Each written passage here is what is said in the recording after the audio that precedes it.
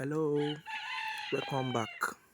Welcome to Investor Biggie Farms, where we talk about livestock and animals. Thanks, please subscribe, like, and comment. God bless. Will soon take place.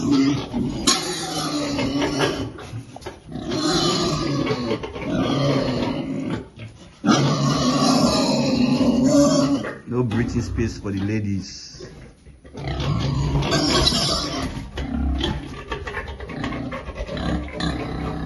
Can start making your order now for the laundries. House swine genetics.